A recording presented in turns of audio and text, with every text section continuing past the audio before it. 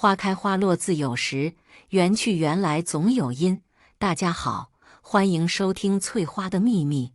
我第一次正式登门我老公家，当时还是男朋友。那时我们交往已经5年了，我俩大学同学。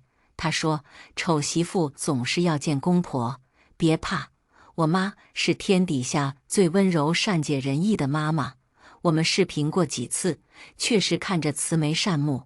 但我总觉得他妈笑里藏刀，温柔刀，刀刀见血。出于礼貌以及对我老公的尊重，当天我特意跟我妈要5000块钱，又跟一个朋友借来山姆会员卡，买了应季水果以及茶叶、白酒，还给他大哥家俩闺女准备了红包。进门时，我老公的爸妈、大哥、老姨、老姨夫都在。只有他大嫂一个人在做饭，见我们回来，匆匆打招呼之后，又回厨房忙活。我见不得这种，要知道在我家是不可能让女人一个人干活的。见我皱眉，我老公赶紧说：“你和我爸妈他们聊，我去帮我嫂子做饭。男人上什么厨房？”老姨首当其冲，拦住我老公：“你们一路开车回来多累啊，快歇歇。你嫂子也快做熟饭了，等着吃就好。”我婆婆也紧着说：“本来我是要一起做饭的，但是你老姨说，我们这么大岁数，总是要退休的，要给你们年轻人展现的机会，否则你们什么都不会，我们100年之后也不放心呐。”可真会说，出于礼貌，我没有说什么。我心疼大嫂一个人忙碌，她老公不作为。饭后，我帮忙将碗筷收拾到厨房。老姨又开腔了：“既然大儿媳妇做饭了，那就小儿媳妇洗碗吧。你大嫂这么辛苦，叶子，你得知道心疼你大嫂。我和你未来婆婆可是看不得你大嫂这么辛苦。老姨，您这么知道心疼人，这碗得您刷才是，这才能看得出来是真的心疼大嫂。阿姨，您觉得呢？”我看着我老公的妈，一脸天真的问。我老公偷偷捅我腰，示意我不要再说了。我装作看不懂，直接说：“你捅我干什么？我又没说错。”阿姨，您觉得我说错了吗？叶子，你不懂咱家情况，咱们老张家。老姨，您姓张吗？我记得您是亲戚。哎，老姨还想说话，被张恒他妈拦住。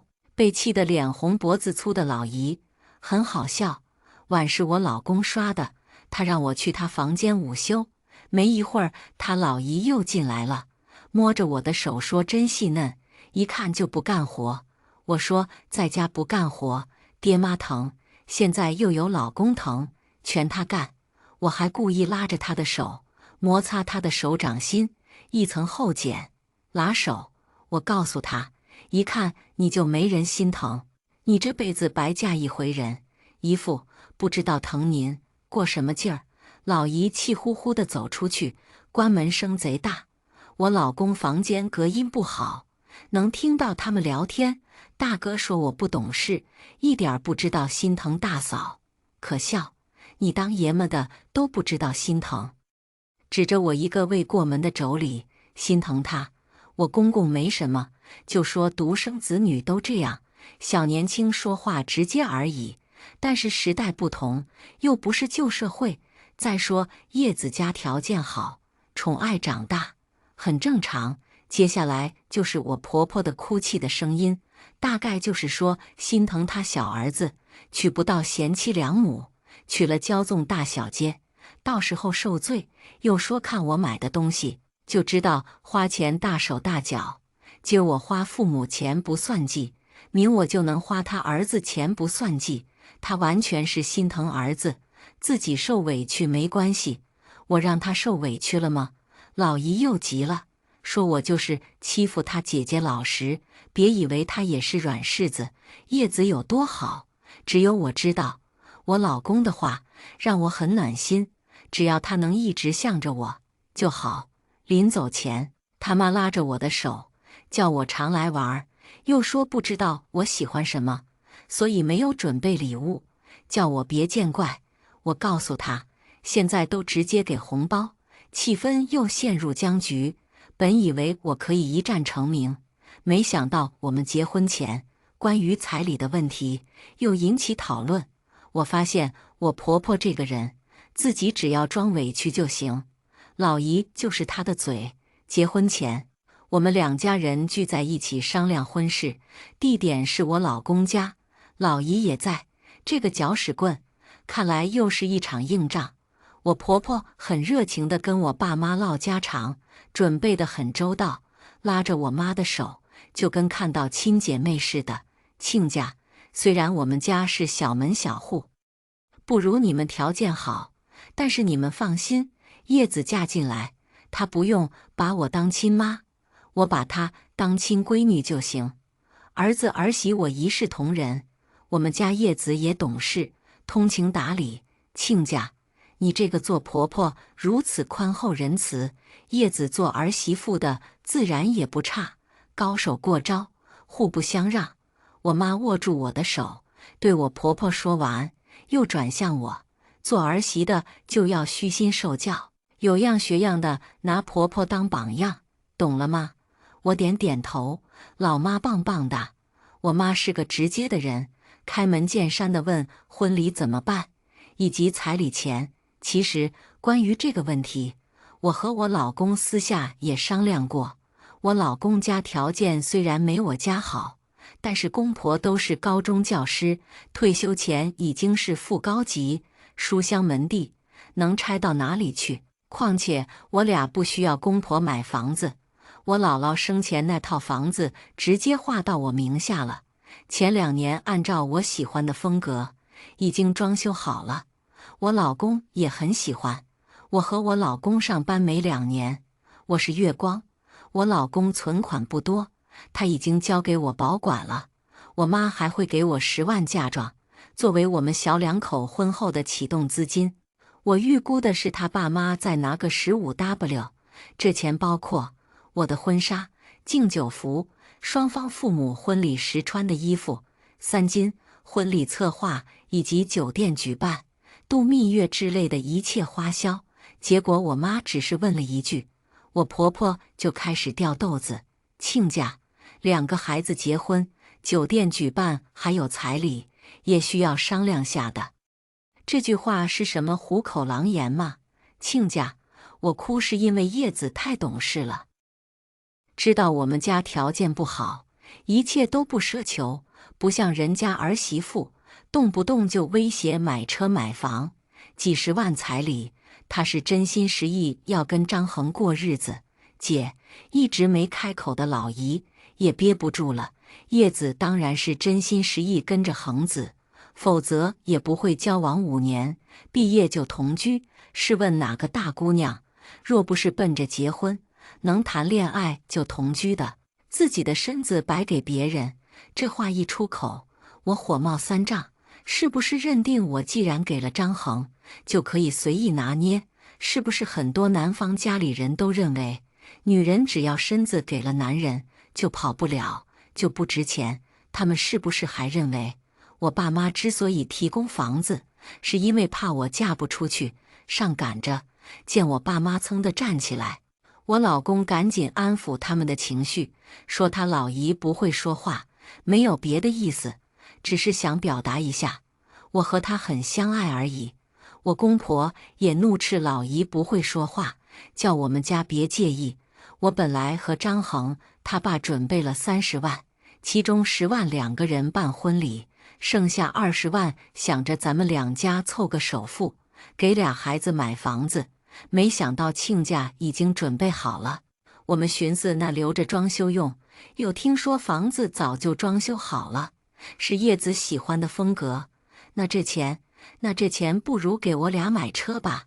我提议买车，行啊，不过张恒还没摇到号，等有了车牌子，给你们买车，我先给你们存着。不用，妈，叶子摇下号来了，给他买一样。我婆婆听到张恒这样说，脸明显挂不住了。其实我1个月前就摇下号了，但是我俩经济紧张，又要结婚，就打算攒钱，缓一缓再买车。太好了，15万举办婚礼，剩下15万，我俩买辆车，完全没问题。谢谢婆婆。我开心地去拥抱婆婆，故意挤开老姨，无视那脸上的笑容，伪装不下去的婆婆，拿出手机，立马拍一张与婆婆的合影，火速发圈，并配文：全天下最善解人意的婆婆，知道我们不容易，立马拿出30万支援。没想到第一个点赞评论的竟然是大嫂，死亡笑脸加真好2字。我婆婆骑虎难下，只能乖乖掏钱。我至今都记得我婆婆当时取钱时那似笑非笑要哭的表情。不过正常人都应该学乖一点，可我婆婆是滚刀肉，这30万她拿得不痛快，自然不会善罢甘休。我们蜜月回来，打算先去买车，然后再去婆家。没想到我前脚才迈进 4S 店，后脚就接到我婆婆电话，连销售的笑容都没看完整。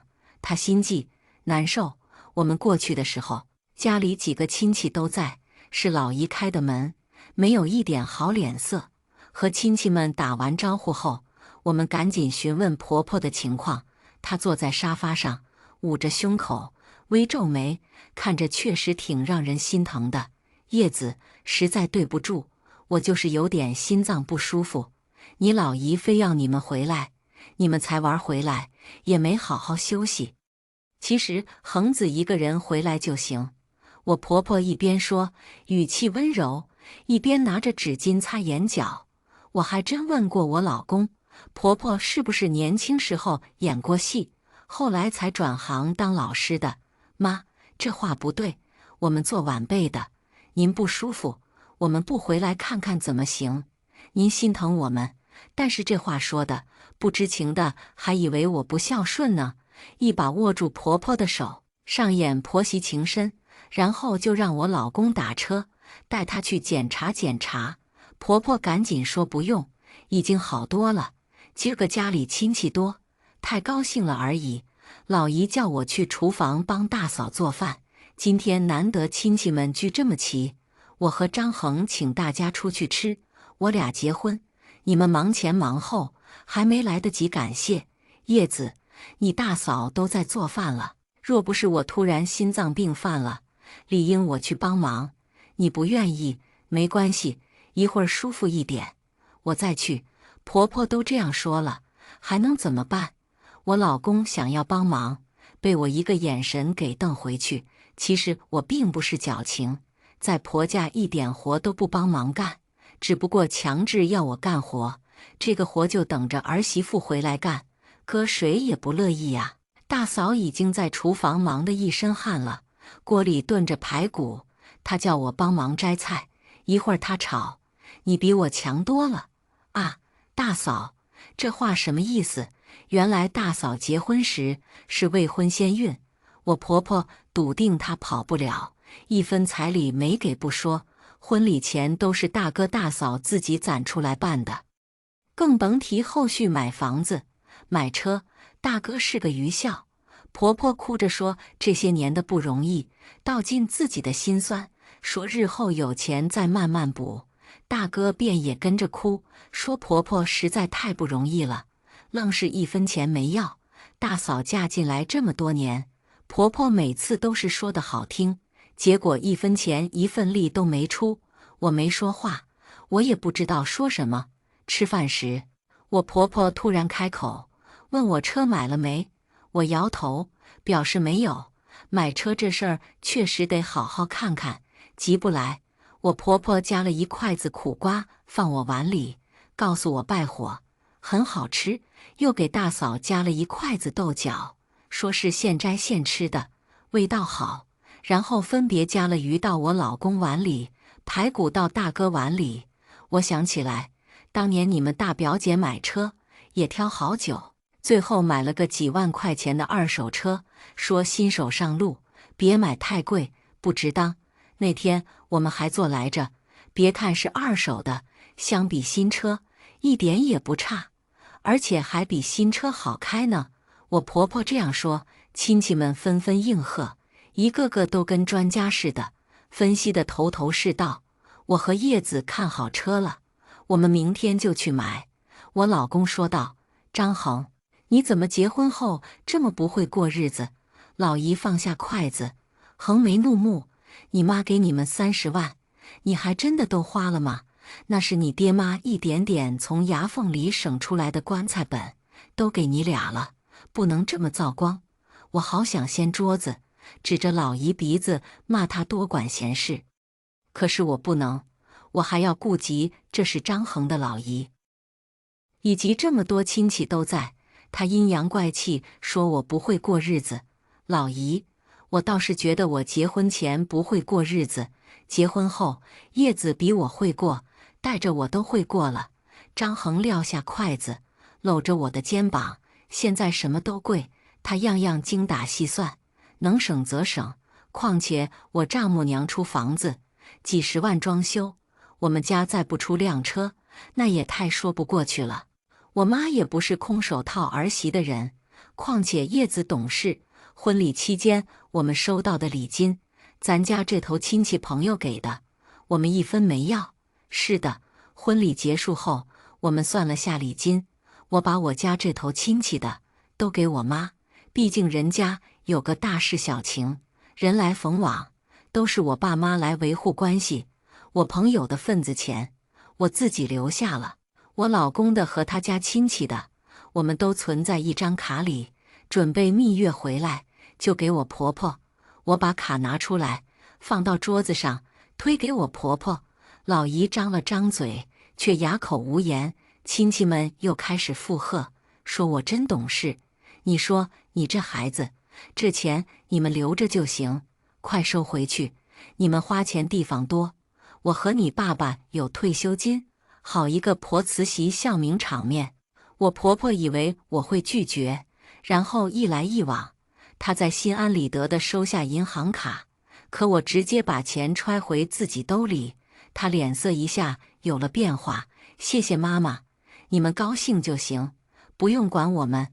我婆婆笑不出来，又看向大哥大嫂，爸妈没本事，你们结婚的时候懂事，一分钱没要，本来打算慢慢再补回来，却又赶上你们弟弟结婚，妈妈也想一碗水端平，但是能力有限。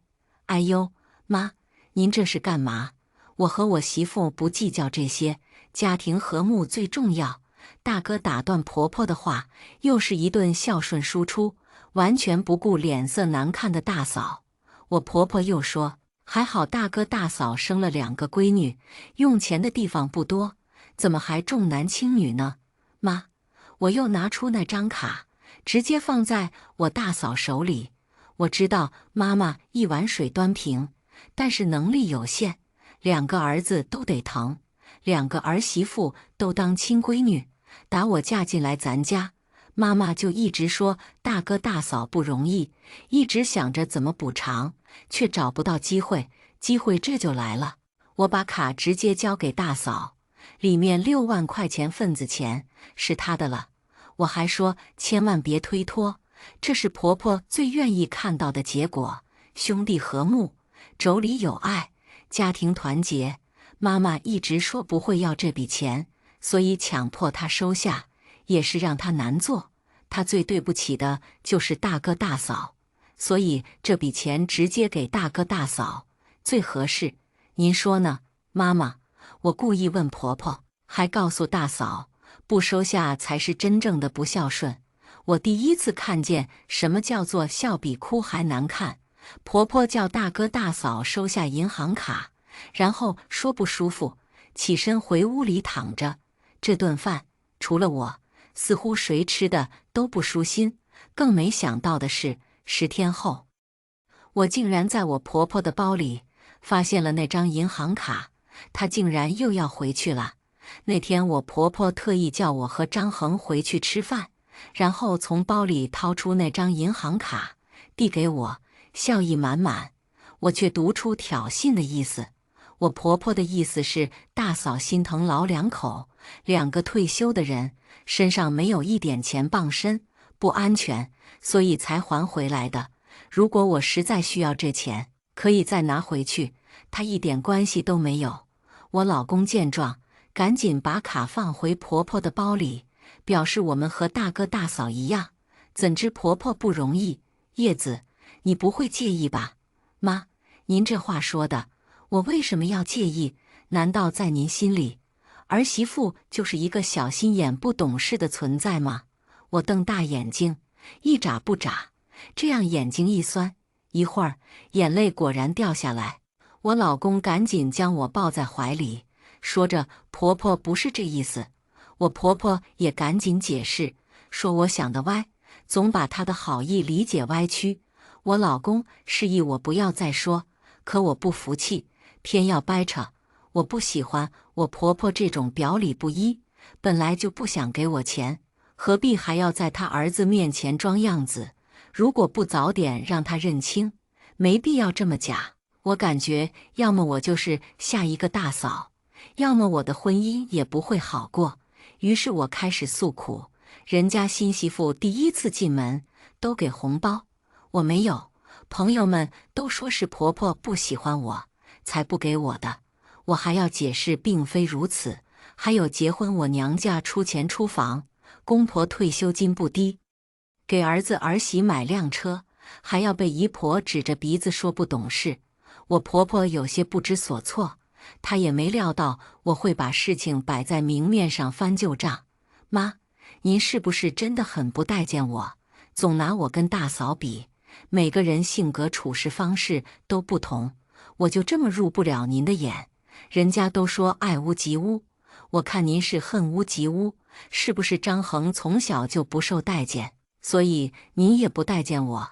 此话一出，我老公脸色不好看，我婆婆更是站起来，指着我胡说。我反问她，难道不是吗？为什么张衡从小是爷爷奶奶带大，而大哥就是爸爸妈妈带大？为什么张衡在寄宿学校长大，而大哥就可以在爸妈关心下成长？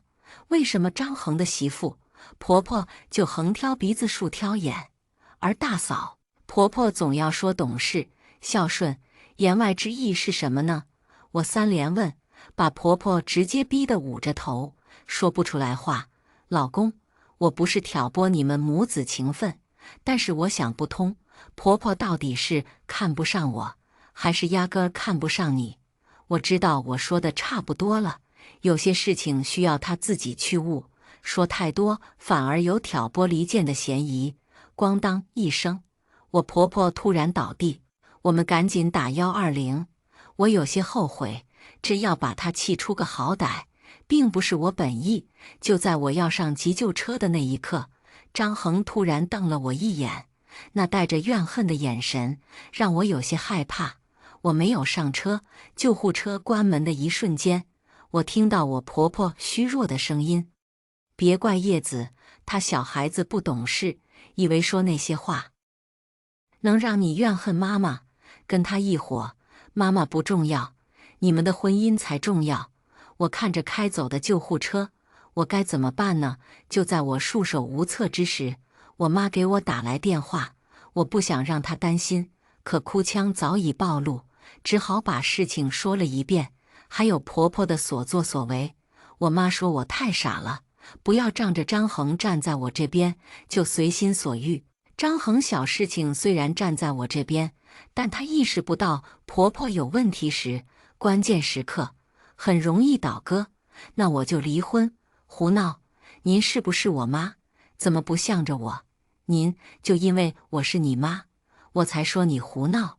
我妈第一次发火，她的意思是，如果我真的被婆家一家人欺负，那自然不用忍着。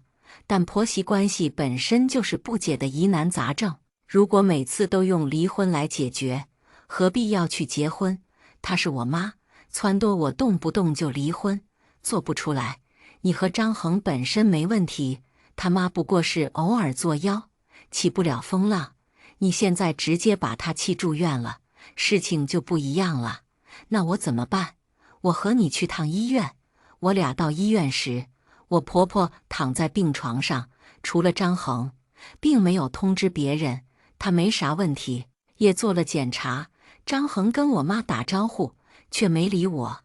我妈拿着东西放在桌子上，说道：“亲家，叶子说把你气病了，让我一顿骂，真的不懂事。都说了要她有样学样，照着婆婆当榜样，她太不懂事了。是我这个婆婆没做好。别这么说，没有老人的不是。来的路上，叶子从头到尾都说了一遍，全是误会。叶子，快和你婆婆道歉。”好憋屈，见我不为所动，我妈一把掐在我胳膊上：“对不起。”婆婆摇摇头，拉着我的手，抽泣着：“妈没事儿，你们小两口过得好就行，妈受委屈也没关系。”怎么没关系？我妈突然炸窝：“亲家，没想到我女儿嫁过来让你这么委屈，看来确实是我想简单了，不如离婚吧。”妈。一直没说话的张恒突然也急了：“不至于离婚啊，叶子她怎么不至于？”我妈抢断张恒的话：“叶子151时都告诉我了，你妈妈也总把委屈挂在嘴边。你是孝顺儿子，你总不能让你妈每天受委屈。今儿只是气倒了，万一哪天气没了怎么办？妈，叶子嫁过来，已经尽职尽责做个好儿媳妇了。您为什么不满意？真的要像大嫂那样，您说了算，才是好儿媳妇吗？”张恒眼眶红了，我有点心疼，想要说点什么，却被我妈瞪了一眼。好儿媳的标准到底是什么？我婆婆哑口无言，只是看着她儿子：“张恒，你们要干什么？还嫌你妈病得轻？”是老姨的声音：“还好，你妈给我打电话，让我过来，否则你是不是要联合丈母娘、媳妇气死你妈？老姨，您就别唯恐天下不乱了。我妈善良，每次都是您在她耳边撺掇。当年是您给支招欺负大嫂，现在又是欺负叶子。张恒真的好天真，老姨只是我婆婆的一把枪而已，她竟然认为我婆婆是受老姨指使。不过也好，先把老姨制服，婆婆也就没有枪手了。姐，你儿子这是什么混账话？我看是让叶子给下降头了吧？你们别吵了，全是我的错，你们不要跟你们老姨吵架，她完全是心疼我而已。妈，您别说了。我哭着握着婆婆的手，哭诉着：“您确实太善良，老姨老想让您有婆婆的威严，可是您不忍心，所以老姨才替您出头。不过，老姨，您要拎得清，我和我婆婆，我老公才是一家人。您总是挑拨我们做什么？您没儿子，如果您女儿日后也有个喜欢挑拨离间的姨婆，可怎么办？呸！你心怎么这么狠，咒我闺女？妈妈，您看老姨说的这是什么话？难道咱们婆媳关系是纸糊的吗？一捅就破。凭良心讲，您真的你喜欢我吗？叶子，我拿你当亲闺女，别和你老姨计较，她就是冲动，没坏心眼。我从来没在儿媳妇这里受过委屈，你老姨纯粹多虑。老姨很生气，却也憋不出话来，只得叫婆婆照顾好自己，带着怒气离开。婆婆丢车保帅，气了老姨，来维护自己在儿子心中的形象，多少也有点得罪了自己的妹妹。从此，老姨再也没掺和过家里的事。我和张恒也聊开了，他说当时瞪我，实属着急他妈，但是过后也明白不应该。他叫我不要计较我婆婆，她太软弱，听信老姨的话才这样子的。我表示理解，但我心里想让张恒明白，他妈就是绿茶，只有揭穿他妈妈真实面目，才能让我婆婆再也绿茶不下去。机会就这么来了。我婆婆自打出院就住在我家，身体好些后便开始帮忙洗衣做饭打扫房间，总觉得这是我婆婆的障眼法。她立志于将我训练成像大嫂那般听话，怎么可能轻易放过我？下班后，我和张恒回到家，婆婆正在沙发上哎呦哎呦，是她下楼买菜时崴到脚。我看了下，脸肿都没肿，可又怕是伤到骨头，便想着带她去医院。婆婆死活不去，我有点担心叶子，心疼我。婆婆这话没头没脑的，你们家是老楼，没有电梯，我担心叶子穿高跟鞋，万一跟我似的，那可不是闹着玩儿。咋的？您要给我们买房啊？我脱口而出。婆婆开心地握着我和张恒的手，闺女，你说对了，她想让我把目前住的这套房子给卖掉，再去买个新的，我和张恒一起还贷款。我当然不同意。叶子，为什么？我桩桩件件为你着想，你总认为我是要害你呢？妈，您这是什么话？您要是真为了我着想，要么自掏腰包为我们买房，要么闭嘴，而不是算计把儿媳妇的房卖掉，然后换房变成与您儿子的共同财产。你们是夫妻，什么你的、他的，都是一起的。叶子，你不要太自私。婆婆竟然说我自私，我不想争吵，便摔门回屋，任凭张恒如何解释，他妈妈并非此意，也不开门。我靠在门上，听到张恒与婆婆的对话：妈，您确实过分了，怎么能惦记叶子的房子呢？当初结婚，咱们已经很亏待她了呀，你懂什么？你大嫂当年不是也将自家爹妈留的一居室卖掉，和你大哥一起买房子吗？叶子就是自私，如果这是你的房子，叶子她还会不同意卖吗？便宜她都占，出点血就跟要她命似的。婆婆这样说，我实在憋不住。如果我这样都可以用自私来形容，那她算什么？自私的难道不是您吗？我推门而出，质问道：您想让我跟大嫂一样听话？这不可能！您装好人，拿老姨当枪使。您娶儿媳妇，一分钱不想花，还想占便宜，您可真会打算盘。叶子，你没良心，车不是我买的吗？婆婆这话竟然让我哑口无言。我们家就是一般条件，30万说给你，咬咬牙也给了。你还想怎么样？现在男女平等，谁家条件好，谁多帮衬，有什么问题吗？妈，话不是这样说的。张恒实在听不下去他妈的强词夺理，所有事情都是叶子在吃亏，占便宜的一直是我。您身体也好了，下午送您回去吧，这样您就不用走楼梯崴脚了。婆婆不敢相信自己儿子可以轰她走，眼泪忍不住啪啪掉下里。我的婚姻不需要您指指点点，以后这些话都不想再听到。婆婆被自己儿子对得说不出来话，只能生闷气。最后我们把婆婆送回家，她一直嘟囔着娶了媳妇忘了娘，可张恒业没有理会，我更是不会说些什么。以后只要张恒站在我这边，婆婆就坐不起来腰，任凭她绿茶也无所谓。再后来，我很少去婆婆那边，除了必要节日，基本都不去。哪怕婆婆打来电话说想我，给我准备好吃的，我也没有出现过，因为我不去。张恒也很少自己回去，即使回去，也不会留下吃饭。我和张恒依然过着自己的日子。下面我们来听第二个故事。结婚2年半，老公不是在出差，就是在出差的路上。这天，他终于回归家庭了，带着他的白月光命渊。收到这个消息的时候，我正蹲在院子里的西红柿地边上咬着西红柿，西红柿汁儿溅到了我的手上，很凉很凉。我叫宁霄，是个无父无母的病秧子。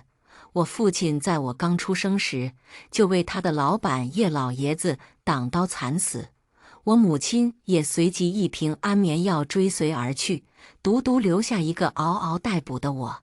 我身体不好，有病，叶家企业旗下医院的医疗团队治好了我的病。我跟叶爷爷说要以身相许，我想嫁给叶逢和，如愿以偿的，我嫁给了他。听说举行婚礼那天，宁渊哭得肝肠寸断。叶逢和娶了我，但对我没什么感情。结婚当天，他都睡在书房，压根儿没进卧室。叶逢和母亲知道了此事，特地来给我道歉。他诚惶诚恐的模样让我知道，大概我还是有点价值的。宁家这么多年来，靠着我父亲在叶老爷子那里赚来的恩情，拿到了很多单子，慢慢壮大了起来。我和叶逢和结婚，甚至有了些联姻的味道。我给叶逢和母亲倒了一杯水，笑道：“没关系，逢和他也是因为忙，再说我身体也不好的。”叶母狐疑地看了我两眼，外界都传我因为久病，加之父母早逝，情绪阴郁，甚至有人说我母亲原本就有精神病，所以才会把襁褓中的我扔下吞了药，说我80%也是因为遗传，多少有些抑郁症。我站了一个大大的笑给叶母身边的叶逢和，却看到他冷冷地看着我，送走了叶母。我转身往屋子里走，叶逢和径直去车库开车。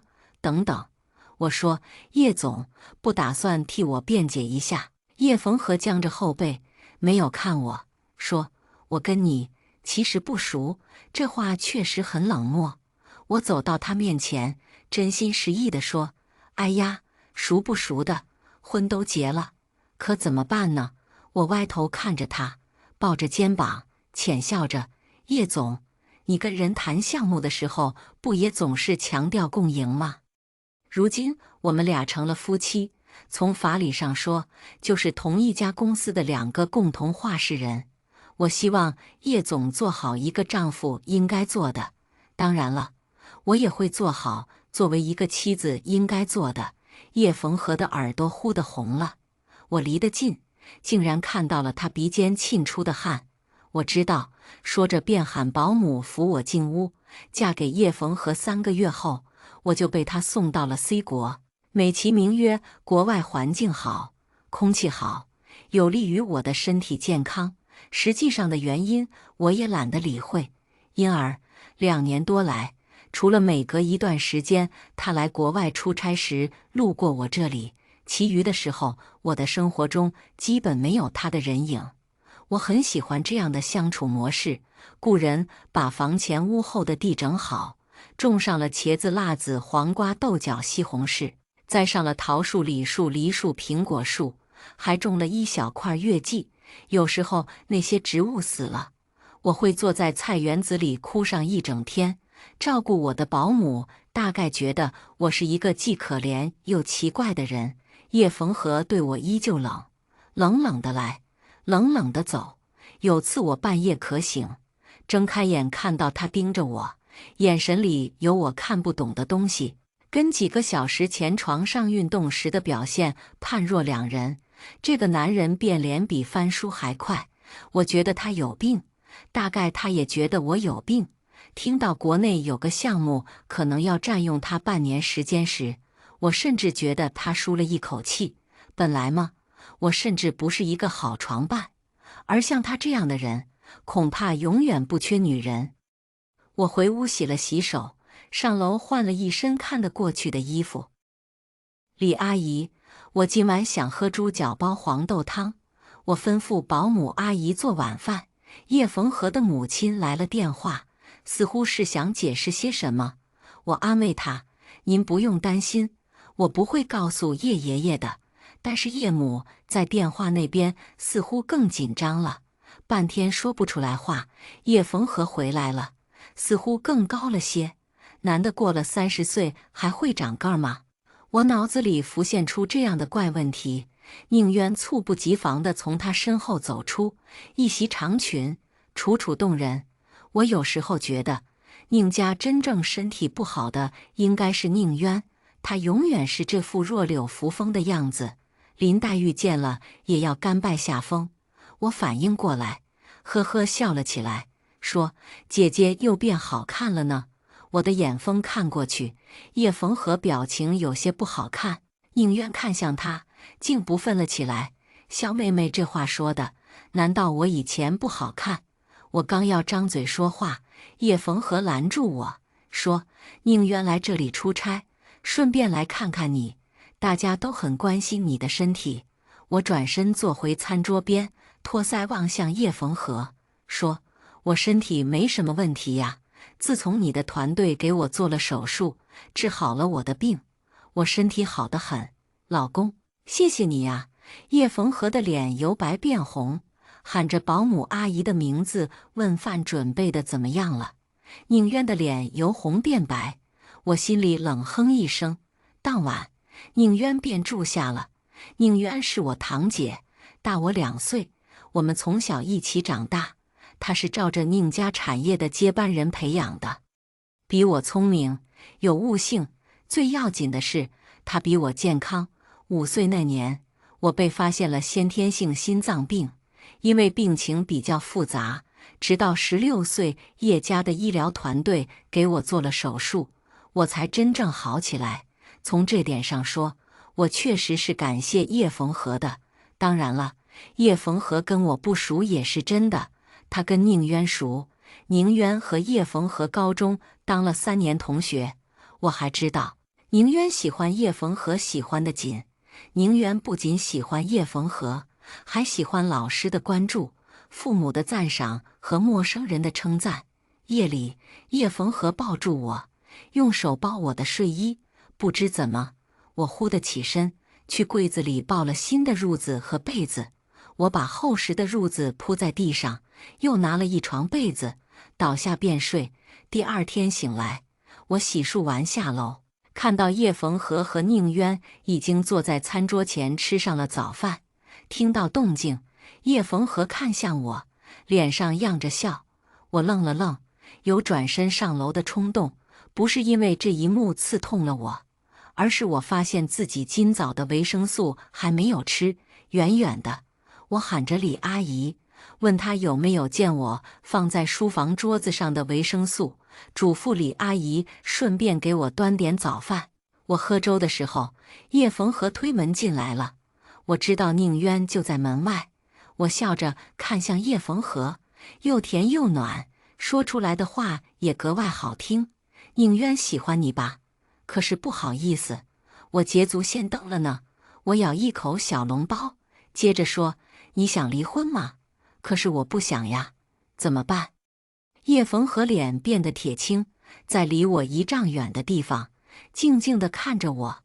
我继续吃着我的早饭。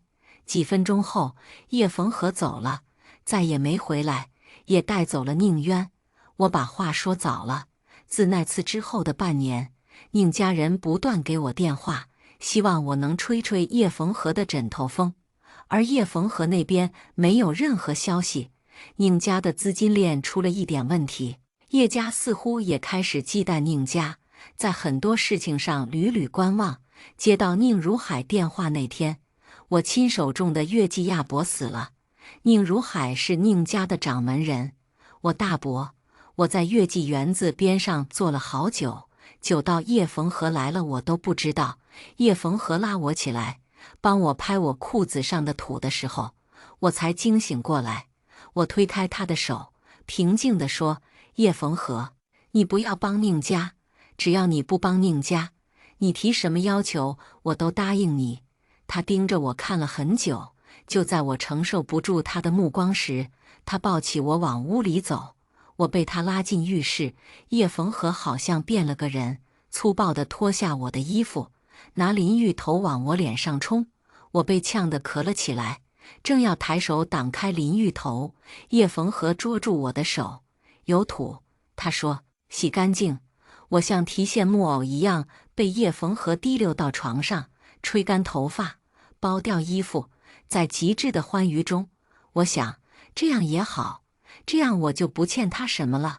第2天早上醒来，身旁就是空的，我的大脑空白了几秒，昨晚的一切仿佛是个梦。我如常去锻炼、上课，一次又一次地挂掉来自宁家的电话。我讨厌宁家的一切，如果有可能，我的姓我也想还给宁家。宁渊打来电话时，我正坐在电脑前查资料，看到是宁渊的电话，我想了想，接了起来。宁萧，电话那头的女人说：“我们俩之间的事别牵扯到宁家，毕竟宁家养了你这么多，而且我爸身体也不好，查出来是骨癌。我看着电脑上有关骨癌最新的研究资料，我们俩能有什么事呢？”我问他。我走到窗户前，看着外面的路灯下月季开得正好，整整12年了，一个轮回。我在心里默默地数着这些年我都做了什么。我做了手术，身体好了起来，读了本科，还嫁给了叶逢和，又在国外读了一个药学研究生的学位。我不知道那头的宁渊什么时候挂掉的电话，也不知道自己在书房里坐了多久。我决定回国去叶逢和的公司上班。跟叶逢和打电话的时候，他听上去有些意外，得知我要回国，反复跟我确认了很久。对，我说，我在这边很闷，而且也毕业了。再说了，咱俩不是夫妻吗？夫妻分开太久不大好。我可以去你家的公司上班，专业也对口。看着我，叶逢和似乎笑了起来。听上去他心情不错。对呀，我说，不可以吗？好，叶逢和好像在机场，我来你这边出差，你收拾一下，跟我一起回去。我的东西很少，只是舍不得院子里的那些花花草草和菜。叶逢和来接我的时候，我还摘了几个西红柿装进包里。在机场的时候，我突然发现，这是我和叶逢和结婚3年来最亲近的时候。3年前，我从 A 市到 C 国的时候，都是我一个人过来的。来的时候不觉得有什么，这次回去的时候，有人忙前忙后的帮忙拎行李，到底是方便了不少。叶逢和话少，我只低头看我的书。飞机上，叶逢和起身去找空姐说了些什么，回来时带给我一杯牛奶。半夜，我感觉有人帮我把夜灯关了，原本想睁开眼说声谢谢，但浓稠的睡眠又把我拉回去了。我向来睡眠很浅，在床上都很难睡得好，更别说在飞机上。但这次旅程我睡得还挺好。在机场落地时，我心情还不错，不过看到叶逢和那张不怎么笑的脸，也没了倾诉欲望。我要快点和国内的生活建立联系，和叶逢和的助理小张聊得火热。等反应过来，叶逢和已经拿好了我的双肩包，我自己可以。说着要从他肩膀上往下取，他瞪了我一眼。叶逢和长得高，整个人罩住我，机舱外的空气有点湿，我鼻子很痒。阿嚏！我大大地打了一个喷嚏，却没注意，竟把鼻血也喷出来了，喷到了叶逢和脸上。啊，对不起！我手忙脚乱地拿袖子去擦他脸上的血，却没料到我的血越流越多，流到了叶逢和衣襟上。他拿开我的手，把我的头按成45度仰望天空，接着拿纸巾，吩咐他的助理联系医院。不要！我鼻孔里塞着叶逢和给塞的2大团纸，非常狼狈地说：“我不要去医院，我没事，有没有事看了医生再说。”叶逢和冷冷地说：“不管我再怎么抗拒，我还是被送到了医院。”这次换我瞪着叶逢和，可我眼珠子都快瞪出来了。叶逢和还是送我去抽血化验。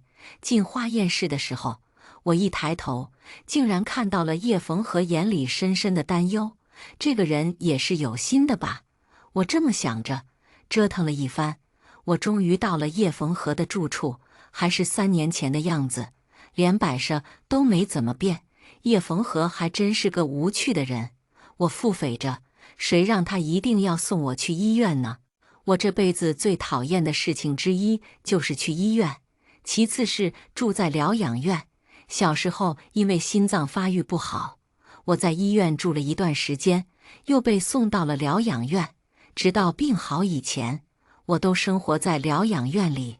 很小的时候，我就知道我堂姐宁渊喜欢叶逢和，病好了以后，我以报恩为由，哭着喊着要嫁给叶逢和。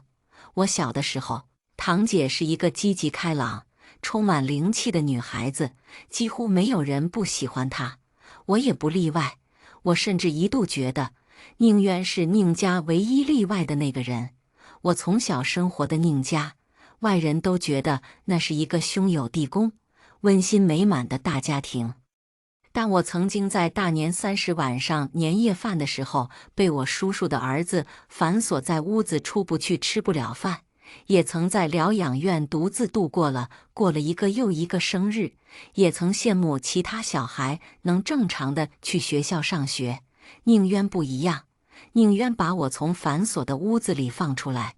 虽然那时候年夜饭已经吃完了，在我生日过后的几天里，带着礼物来看我。礼物就是宁渊学校发的铅笔和笔记本。我在宁家不开心，在疗养院不开心，曾偷偷吞噬过药片，想要一走了之。不过由于我知识的匮乏，吞的其实疗养院的护士小姐姐给我的维 C。只有一个小傻子发现了我的不开心，小傻子叫宋瑜，也住在疗养院。他的肾有问题，据说只有换肾才能解决问题。于是，小傻子的妈妈辞掉了医院护士的工作，找了疗养院的工作，带着小傻子在疗养院住下，做透析，等合适的肾源给他做手术。小傻子笑起来可好看了，眼睛弯弯的，像月牙儿，但他说我笑起来才好看，嘴角有2个梨窝。害得我琢磨了好久，怎么才能让嘴角的梨窝更大点儿。小傻子还说我聪明、可爱。在此之前，我只听过亲戚们夸过我堂姐宁渊聪明可爱。小傻子还会给我讲故事，我总是睡不好。小傻子每天晚上会给我讲故事，看我睡着才会离开。他才知大我3岁，但我觉得他像个大人一样，懂得很多道理。他告诉我，开心的时候要大笑，难过时大哭，不要忍着憋着，这样人才不会觉得委屈。他说，我们现在生病其实就是一个小考验，不要放在心上，更要开心，要大笑。他带着我看很多有意思的动画片，我们笑成一团。他会讲好多有意思的故事，会跟我讲他小时候上学时的故事。据说很多爸爸妈妈在孩子睡前也会给孩子讲故事。我没有爸爸妈妈，但我有给我讲故事的小傻子。为什么叫他小傻子呢？因为我总是被宁家的哥哥姐姐弟弟妹妹们叫做小傻子，所以我也叫宋瑜小傻子。不傻的人怎么会跟我这样一个孤僻的人一起玩呢？得知小傻子的肾源预备到位那天，宁渊来疗养院看我，小傻子高兴的真的要傻掉了。他来到我的房间，顾不得屋子里还有宁渊在，给我看他日记本上写的那些计划。等身体彻底好了之后，他会带上我周游世界，我们一起去伦敦，去巴黎，去马尔代夫。我们笑着闹着，不知道宁渊什么时候走的。那天晚上我真的好高兴，半夜做梦都是我和小傻子在海滩上散步。我和小傻子一起等着手术那一天到来，但那一天永远不会到来了。原本排到位给小傻子的肾源被别人抢走了。很快，小傻子的身体就不行了，他住进了医院。我每天都偷偷从疗养院跑出来去看小傻子，我给他讲故事，冲他笑，我跟他说他一定会好起来的。我告诉他我的梨窝更深了，笑起来更好看了，他的眼睛还是弯弯的，天上的新月似的。他跟我讲要我好好活着，把他的那份活回来，把我爸爸妈妈的也活回来。他让我跟他保证一定会好好活着。那时我12岁，半夜做噩梦醒来，想小傻子想得不行，偷偷打车去到医院看他。路过卫生间时，听到2个医生从卫生间走出来，聊着小傻子的病情。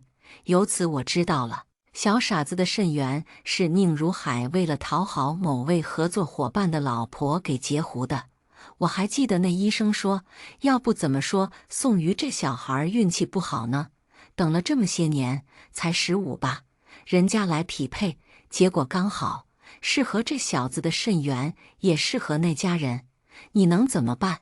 宁家这些年势力多旺，抢你一个肾怎么了？我在小傻子的病房前站到了天明，然后我生了一场大病，病到那颗破烂不堪的心脏差点停止跳动。我的病惊动了叶家，叶家为我请了很多医生。我彻底醒来以后，小傻子也去世了。宁如海问起宋瑜的事，说我在病中一直叫着宋瑜的名字。我讽刺地瞧着他，看着他的嘴一张一合。我没见过恶鬼，但我知道人可以披着恶鬼的皮。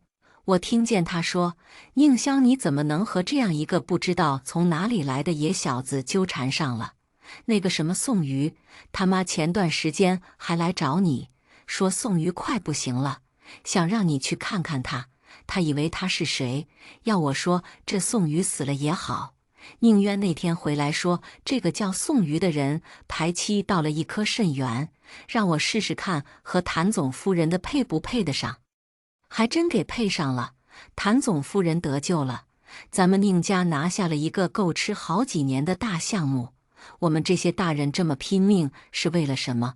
不就是为了你们小辈们能有一个好的生活？宁渊找我道歉，他哭着说他只是不小心提了一嘴，他的本意是让他爸去宋瑜所在的医院问问看，并不是要把宋瑜的肾源抢过来。他哭得很好看，所谓梨花带雨，大概就是他那样。他一直说对不起，对不起，肖妹妹。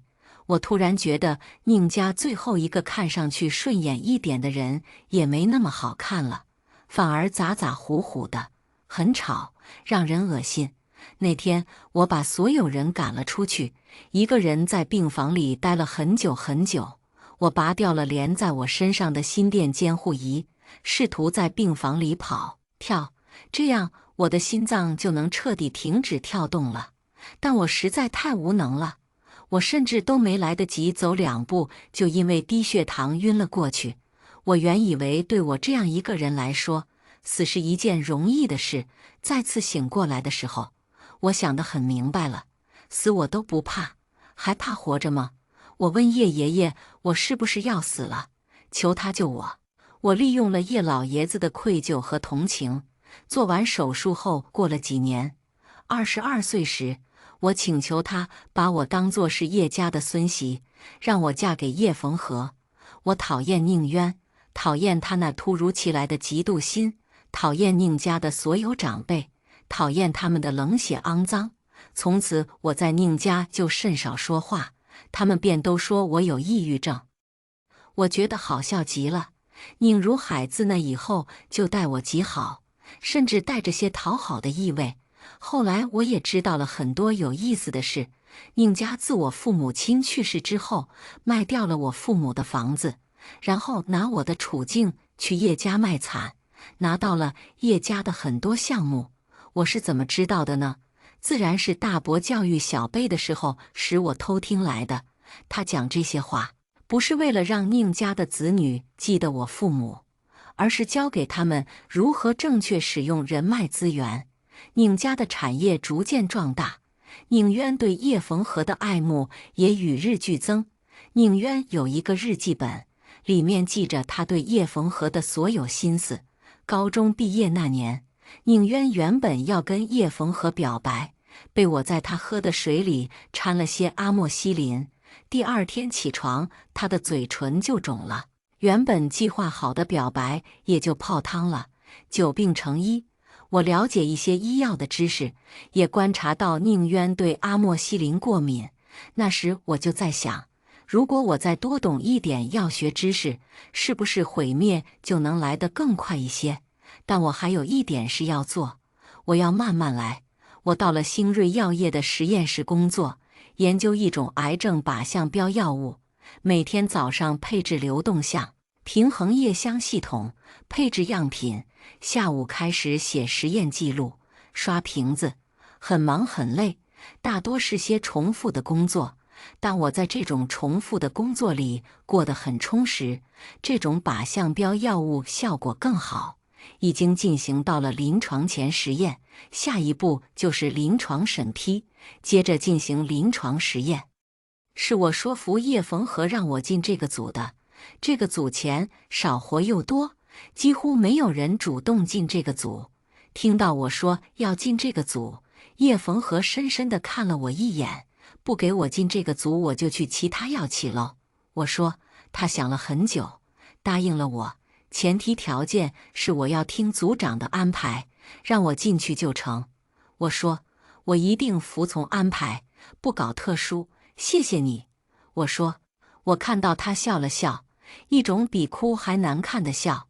我不大习惯叫叶逢和老公，事实上，除了那次有宁渊在场，我再也没有那样叫过他。回国以来，很少人知道叶逢和和我的关系，我们之间更像室友。每天我们一到上班，他捎上我，等我下车先走，然后他坐着公司高管的专用电梯再上去。工作了1个月，我从周围人身边听到了一些叶逢和的八卦，什么叶逢和的白月光生过病，所以他创办了这间药企，收购了很多医院。什么叶逢和的白月光还是个男的，据说是得了心脏病死掉了。我听了觉得还怪好玩的，心脏病又不是什么了不得的病，我就活得旺旺的。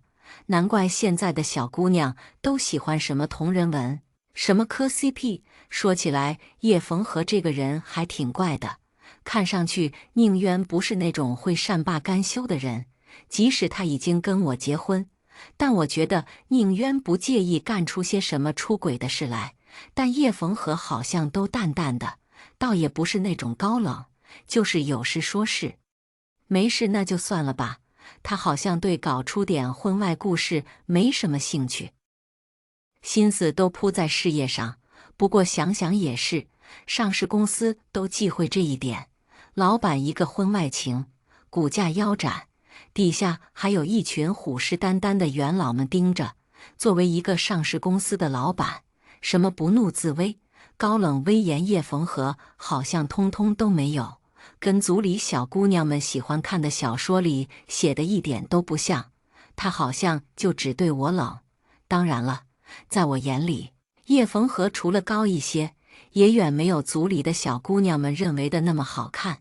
什么高鼻梁、棱角分明、狗狗眼，我都没觉得。我回家看到叶逢和已经在餐桌前喝着汤，站在门边，我细细端详了他一下。怎么了？他举着吊羹正要把汤往嘴里送时，看我这样，一时间不知道是喝汤好还是不喝好。没什么，我说。我想了想，觉得组里小姑娘是不是有点眼睛不太好，让你们组组长批假去看看，公司给买了保险。我放下衣服，洗完手坐在餐桌前，冲他灿然一笑，不用了，他们说你很帅。叶逢和的汤喷了我一脸，我笑不出来了。那晚叶逢和脸上一直挂着诡异的笑，没有放过我。我迷迷糊糊快要入睡时，听到他说了一句什么不要离开，真是个怪人。宁渊常来新瑞药业找叶逢和，据我所知，宁家目前的日子不好过，叶逢和不知道抽了什么风，由最初的袖手旁观到目前疯狂打压宁家生意。我不觉得这是因为我不认为自己在叶逢和眼中会有这么大的价值，况且叶逢和也没提出什么要求来。虽然回国几个月，我和叶逢和的生活称得上和谐，但他这个人我不太能摸得透。在 C 国的时候我就不胜其扰，现在回了国，大伯更是一个接一个电话的邀请我回去吃饭。自从回国之后，我对宁家人的态度180度大转弯。我嘱咐宁如海注意身体，钱财乃身外之物，宁家长辈们为我们小辈做得够多了，我会跟叶逢和好好说说，一家人不说两家话。哦，对了，我们实验室目前最新的研究药物可能效果更好，尤其是止痛效果，可能是市面上效果最好的，副作用更少呢。我讲着电话，笑得脸都酸了，已经要上临床了。其实2期的时候就没什么风险了，我们进行到2期的药您就可以吃了。我努力，对，努力早点儿让您少受点罪，饭我就先不吃了，最近太忙了。对，我多休息。宁渊来找叶逢和的时候，我和小组里的其他成员正从食堂吃完饭回来，我在电梯口遇到了他，远远的我就看到宁渊标志性的长发，虽然很不想承认，但宁渊还是美的，尤其是那头长发，闪着光。我心里在意起了自己昨晚掉的那撮头发。果然实验室不是人待的地方，宁渊拉住我，示意其他人先上去，我们聊聊。怎么了？你有了叶逢和的孩子，最近被小组里的小姑娘带偏了，经常看一些叶逢和的同人文，于是我看到了宁渊眼里疏忽而逝的一抹伤痛。要是有了的话，你去找叶逢和，你不在乎，我有什么好在乎的？又不是我的，我不介意啊。你要想生的话，生下来呗，我给当妈也没关系。你放心，叶逢和这个人呢，别的优点没有，负责倒是蛮负责的。你看我跟他结婚这么些年，我不还是他老婆？而我呢，别的本事没有，但教娃做个人还是可以的。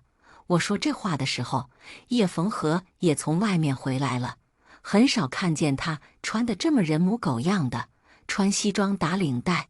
宁渊的眼睛亮了，我不动声色地迎上去，拍了拍叶逢和肩膀上并不存在的灰，幸好周围没人。你穿这个挺好看的，以前怎么没见你穿过？叶逢和掸开我的手，捏着我的手腕，拉住我站在他身边，看向宁渊。怎么了？看上去像是我和叶逢和站在一边。叶总，我想就2家目前的合作聊一聊。没什么可聊的，叶逢和说着按了电梯。规则是要遵守的，你们宁是率先打破了规则，私底下搞小动作，我想我们也没有必要继续合作下去了。宁渊用手挡住电梯，对叶逢和说：“你刚刚也听到了，宁霄压根儿不在乎你，他心里就没你。”叶逢和，你知道宁霄为什么要研究癌症靶向标药吗？我的心提到了嗓子眼。叶逢和看着他，扣在我手腕上的劲儿加大了，箍得我手腕疼。他白月光叫宋瑜，宋瑜他妈患了癌住了院。哦，对了，还住在叶总您旗下的医院。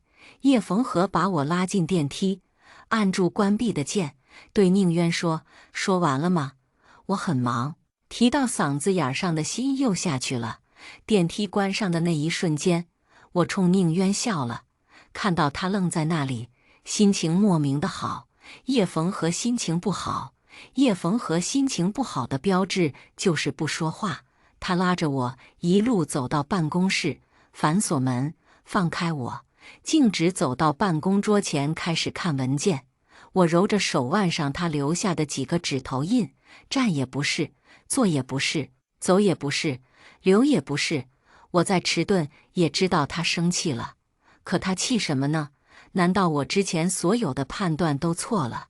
我之前说，如果他不帮宁家，我就答应他的任何要求。要是他提出的要求是离婚怎么办？叶逢和不会真有白月光吧？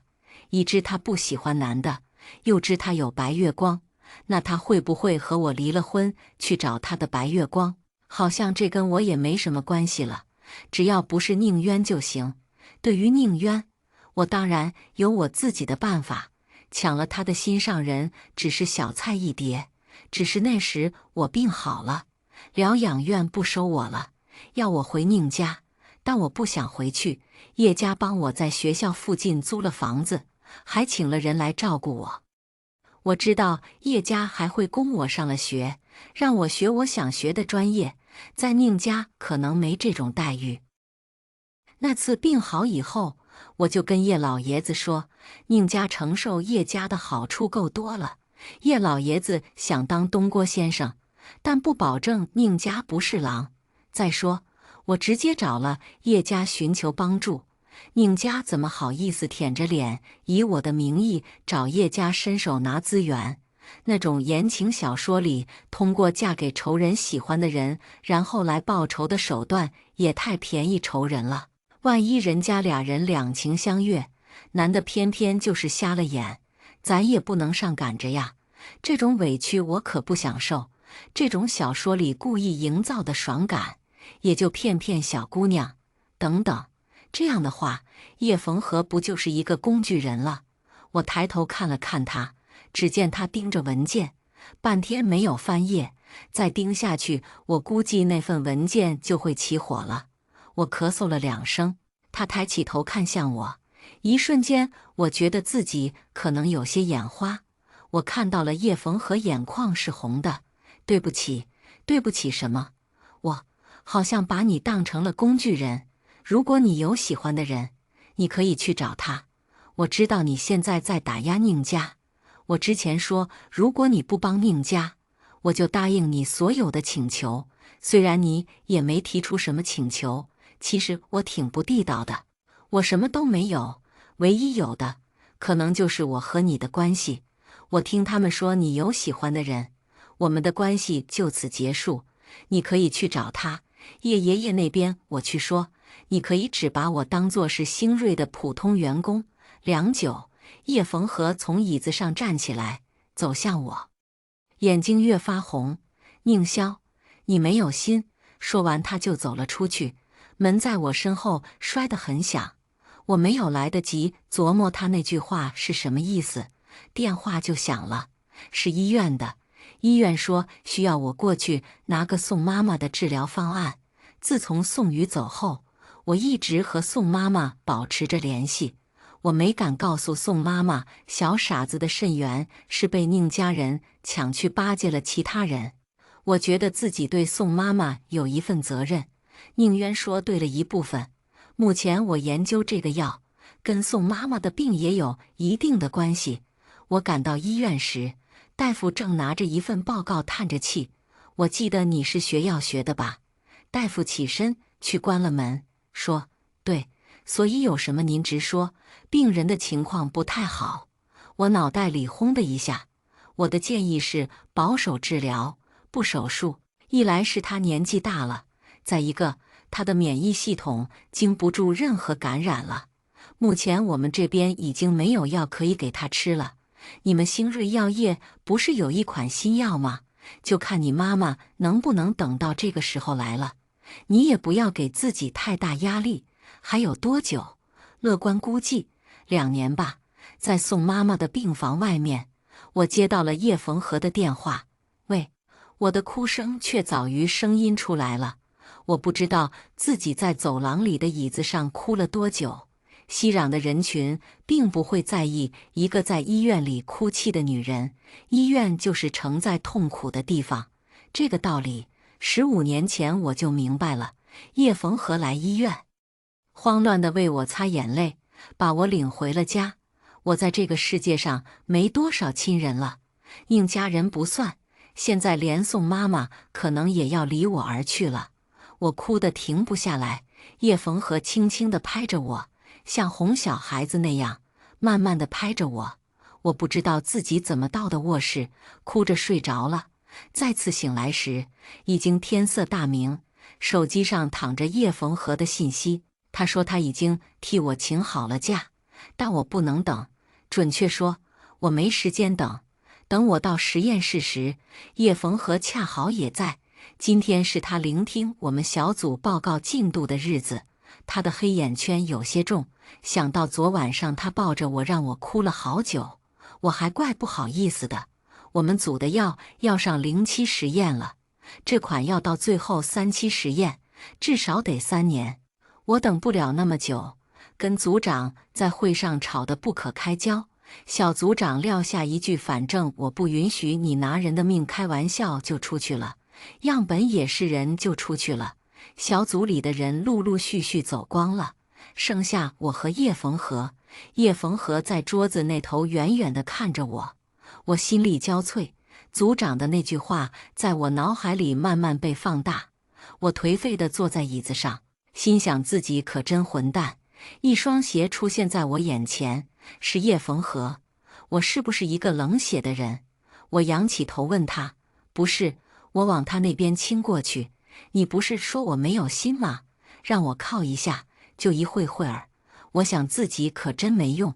良久，叶逢和说：“你记得倒挺清楚。”对呀，我记得很多事，所以我不能放弃。叶逢和一下一下地摸着我的头发，我突然觉得他没那么冷的了，相反有些暖。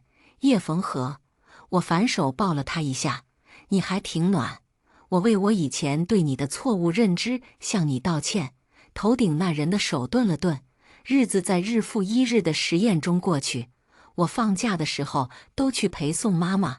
一次遇上叶逢和也出门，他顺路载我去了宋妈妈的住所。宋妈妈现在在家休养，隔半年时间去医院看看扩散情况。重要的是让病人开朗起来。出院时，大夫交代我，他现在年纪大了，新陈代谢也慢，癌症扩散也慢。很多人因为心态好，活的时间也超出了预期，这算是一个好消息。这天，我陪宋妈妈在街心公园晒太阳，叶逢和来电话说要来接我，已经在小区门口了。听说我在公园，没等我拒绝，便说要来找我。猝不及防的，叶逢和见到了宋妈妈，我有些尴尬，因为宁渊的那句白月光的妈。您好。叶逢和客气地向宋妈妈伸出了手。宋妈妈看了叶逢和许久，又看看我。宁霄是个好孩子，他握住叶逢和的手说：“小伙子真有福气。”是。叶逢和露出白晃晃的牙，说：“您放心，我会珍惜他的。”我发现叶逢和倒还挺高兴的，我怕宋妈妈又伤心，示意护工去扶她。宋妈妈却拉着叶逢和絮叨着我给她买了衣服，寻了住处，对她多好多好。往小区里走去，我站在后面，心里酸得要命。直到坐进叶逢和的车里，他的高兴劲儿还没下去。助人为乐挺高兴哈。我说：“以后你可以带我一起来。”他打着方向盘说：“我也是很有爱心的企业家。”她是宋瑜的妈妈。宋瑜在我小时候住疗养院的时候对我很好，帮了我很多。后来她去世了，我担心她妈妈孤单，就常来看看她。我很高兴你告诉我这些。暮色里，叶逢和的发梢也染上了金色，整个人毛茸茸的，看呆了。他挑了挑眉说：“我反应过来，脸上竟烧了起来。我和叶逢和，我们双方好像都发生了些变化。1期实验很成功，很快要进入2期。我那被骨癌折磨得不行的大伯，听说星瑞的药进入了2期，主动打电话给我。星瑞的药研发很成功，1期数据很好看，也是我透露给宁家人的消息。宁家人这1年来怕了叶逢和，又不敢说什么，产业版图一缩再缩，家族内部矛盾愈演愈烈，我成了他们拉拢的对象。如今宁如海因为骨癌住进了医院，宁渊虽然支撑着宁家，但凡事还要去医院给宁如海汇报，父女俩之间也有不可避免的矛盾。我要的就是这一天，从医院要来宁如海的资料后，我就开始准备了。骨癌号称最疼的癌症，因其影响的部位较深，涉及的神经多，疼的时候只能上杜冷丁。都说杜冷丁会上瘾，但是跟疼比起来，谁会拒绝一个能让人短暂获得平静的东西呢？没事儿的，我是学药学的，用杜冷丁问题不大。这些信息都是我慢慢告诉我那些宁家的弟弟妹妹们的。毫无疑问的，也就2个月时间，宁如海杜冷丁上瘾了。同时他年纪大了，有心衰风险，注射杜冷丁之后，血压下降，心率减慢，有几次差点在 ICU 里出不来。听说我大伯在医院里疼得扇护士的耳光，砸掉心监设备。我知道我的机会来了，还没等我再放出去消息，宁如海就给我打了电话：“肖儿啊，听说你们新瑞药业的药正对我这个症状，能不能给我吃一吃？我这疼得实在难受。”“可以啊，大伯，您看什么时候方便？我过去找您填个资料。哦，对了，最好让宁渊也签一个。”我带着组里的小伙伴去医院找宁如海，就在宁如海签字的时候，叶逢和出现，握住他的手，拿掉了他的笔。“你怎么在这？身体不舒服？”我笑着问叶逢和。叶逢和让同来的同伴先回去，对宁如海说资料有点问题，便拉着我往外走。“叶总，你这是在干什么？我还有工作要干。”我试图挣脱他的手，又试图阻止他带我走。叶逢和默不作声，拉着我往停车场去，把我往车里一塞。他回到驾驶座，车门落了锁，开始抽烟。车里静得能听见我们彼此的心跳声。我把窗户开了条缝。“你这样做会把自己搭进去。”叶逢和的声音哑得厉害。我心里一惊。他签了知情同意书，你的药就可以给他，但这药并不适合他，会引发他体内的免疫风暴。他看不出来，他的医生当时可能也看不出来，也没这个机会看出来。但万一呢？万一宁家追究起责任来，你去医院拿他病历资料，这事可不难查。没猜错的话，你应该把宁渊也算进去了。我笑得咳嗽了起来。“对呀。”我说，“要不要我告诉你我怎么把宁渊算进去的？”叶逢和深深地看着我。“我以为你会想到我。”我愣住了，半晌，我说：“这件事之后，我就从星瑞辞职，和你离婚。如果万一被追究起责任，我会发表声明说这件事和你、和星瑞都没有关系。这件事带来股票的浮动很正常的。很多人等着抄星瑞的底，这款药上市之后的前景很大。”叶逢和砸向方向盘，触动了喇叭，车的喇叭声在寂静的停车场听起来分外凄厉。“宁霄，我在你心里有没有一点分量？”“算了，不重要了。”叶逢和开车载着我往家回。我在一种震惊中久久地说不出话来。夜里我做梦，梦见我在悬崖边，叶逢和拉住我，我激烈反抗，一个不小心把他推下了悬崖。我大声地喊，哭得撕心裂肺。叶逢和叫醒我，紧紧地抱住我：“没事了，没事了，不哭，没事。”他喃喃地说。我在他的安抚下再度入眠。第二天睁开眼时，就看到叶逢和看着我。我摸了摸他的脸，新长的胡茬儿有点扎手。他一把抓住我的手，把我捞进怀里。我听着他强有力的心跳声，有那么一瞬间，我觉得这样的生活好像挺好的。然后我们各自起床上班，平静的仿佛这件事根本没有发生。只是小组同伴告诉我，依照宁如海的病理资料，他被禁止成为临床样本。“肖姐，你可能是有点太心急了，你大伯不适合咱这个药，你也别伤心。我听说国外有药企也在咱这个领域研究，听说也快了。”整理样本资料时，新来的小伙子说。我冲他笑笑，内心却升腾起绝望的感觉。自从1年多以前，宁渊告诉我他爸得了骨癌开始，我就着手准备了。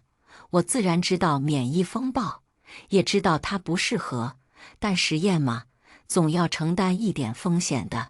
也没谁拿刀架在他宁如海和宁渊脖子上签字。一旦宁如海签了字，宁渊签了补充知情同意书，宁如海一定会死。宁渊签字的动机就会被质疑。宁家的小辈们觊觎宁渊的位置很久了，甚至把宁渊搞下去的资料都是我透出去的。什么偷税漏税、贿赂官员，每一条都够宁渊在里面待几年。这些资料当然是我找借口从叶逢和那儿拿来的。我恍然大悟，原来叶逢和他一直都知道，他躲在暗处，静静地看着我做这一切，然后出手阻止。宋妈妈很适合我们研发的这款药，我思考再三，将它纳入样本。跟宋妈妈讲这个事的时候，她很高兴，说她终于能给我做点事情了，也能为像她一样的人做点事情了。我鼻子一酸，没出息地哭了。有的人总想着为别人多做些什么，永远宽恕，而有的人总在掠夺。这世界的荒谬之处在于，前者往往没有多好的下场，后者却看上去总是能获得某些世俗意义上的成功。宋妈妈为我擦着眼泪，不住地说：“会好起来的，一定会好起来的。”我平静下来时，宋妈妈慈爱地看着我，说：“小叶是个不错的人，他对你也好。我现在好好吃药，多活几年，还能看到你的下一代，我也能当姥姥了。”我和叶逢和自那天早上之后，关系又回到了室友。我和他仿佛那些曾经的温存和温暖都不存在。对我来说，我很难接受叶逢和静静地看着我布局，然后出手打乱。对他来说，大概也会认为我所做的一切就是为了所谓白月光吧。我知道他喜欢我，而我可能也有一点喜欢他。正是这些喜欢，让我们很难理解彼此。见我呆愣着，宋妈妈拍拍我的手，说：“你自己的幸福最要紧，人要往前看。小宋鱼也希望你幸福。”我几乎是从宋妈妈家里逃出来的，我怕自己再待一会儿，会忍不住告诉她，当年宋鱼的肾源就是被宁家人给截胡的。秋天的街道空荡荡的，路两旁的银杏叶打着旋儿飘下来。我走了一会儿，才发现后面跟着一辆车，是叶逢和。见我回头看他，叶逢和停下车，我们就这么远远地相互看着彼此。突然，叶逢和下车朝我走来，我竟有了拔腿就跑的欲望。他拉住我，像把我弄丢了似的，紧紧地抱住我。我小心地环住他，叶逢和发了狠似的吻上我，不让我躲，血腥味在口腔里蔓延开来。他急吼吼地带我回家，发了疯一样。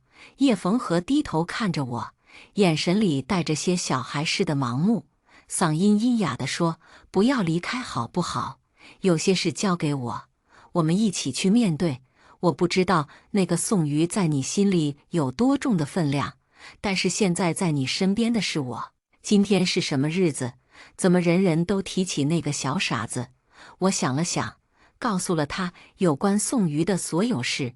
叶逢和一下一下地吻掉我脸上的所有泪，我在他怀里哭累了睡过去。直到宁家破产，宁渊被调查那天，我们组的药要上3期了，预备找更多的样本。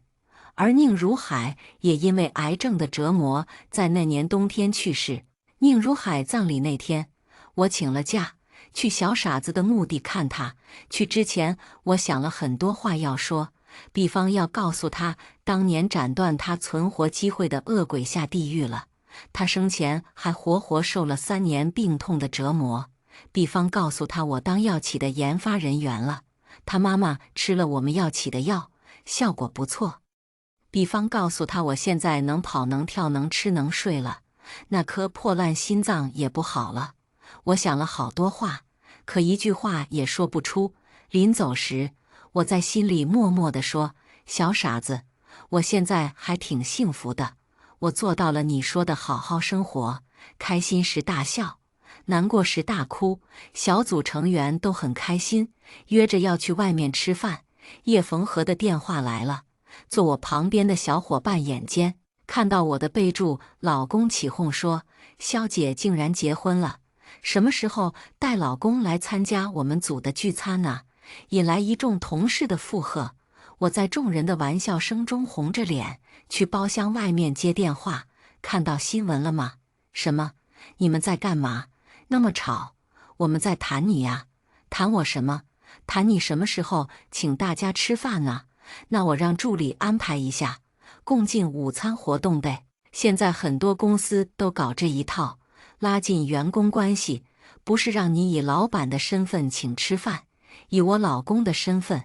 什么？我这边太吵了，你再说一遍。我听到他那边安静的空间里流淌着他爱听的肖邦，不禁觉得有些好笑。以老公的身份，谁老公？我从没见过这人这么幼稚。哎呀，我没听清。我关了音响，你再说一遍。我老公。我的声音把自己吓了一跳。叶逢和番外，第一次见宁霄，是初中快毕业的中考前夕。爷爷顺路来接我，说是要去医院探望一位故人的女儿，那个人救了爷爷的命。小姑娘刚醒，没精打采的，见了爷爷，勉强笑了一下。她笑起来蛮好看，嘴角2个梨窝，让人想拿手去戳一戳。爷爷照例问了大夫治疗情况，又嘱咐照顾他的大伯用尽心思治，费用都算在叶家的账上。那个中年人对爷爷诚惶诚恐，听说叶家主事的亲自来看，又出医药费，喜形于色，仿佛侄女儿生病是什么天大的喜事。作为爷爷的孙子，从小我就习得了观察人脸色的技能。爷爷说，要想办成大事，就不能让别人看出你的心思，要喜怒不形于色，但你要把别人的心思看透。来医院之前，我的语文测验成绩下来了，一如既往的没有起色。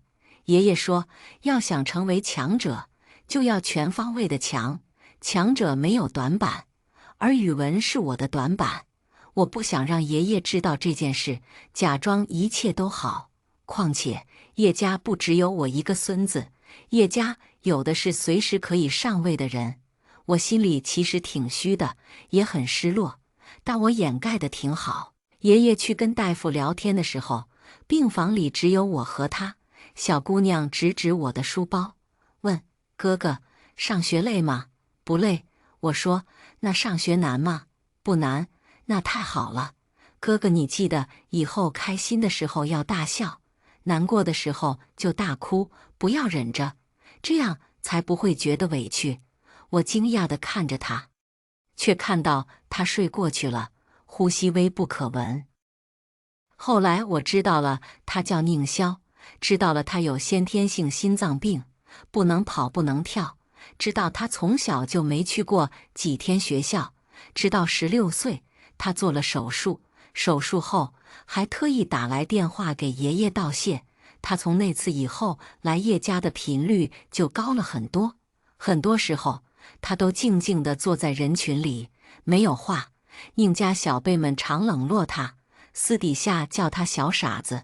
我觉得宁家那些小孩才是小傻子，他能一眼瞧出来爷爷对他的不忍心，也让宁家那堆烂泥摊子尽量少沾染叶家，恰到好处的让爷爷保持着对他的不忍。任何人的忍耐都是有度的，他很聪明，把自己从宁家择了出来。连爷爷都常说，宁家是宁家，宁霄是宁霄。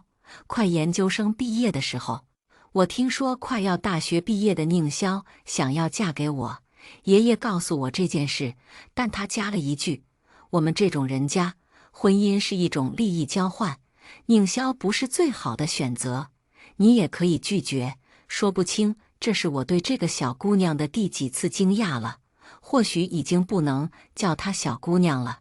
这些年来，我看着她渐渐长大，长成一个让人心动的女孩。我觉得她既然提出要嫁我，自然是很早就倾心于我。男人就是这么自信。我在外人面前喜怒不形于色，但不想把家庭生活也过成生意场上的利益分配。我也想要一个能容纳我大笑和大哭的港湾，于是我答应了。尽管母亲说她母亲因为抑郁症去世，她自己也过于安静了些。没事儿，我说，我也安静，我喜欢安静。就这样，我25岁那年，宁霄22岁，我娶了宁霄。结婚前夜，我是紧张的，我想那个小姑娘也紧张吧，她那么想要嫁给我，我突然想去看看她，看她是不是也和我一样这么紧张和羞涩。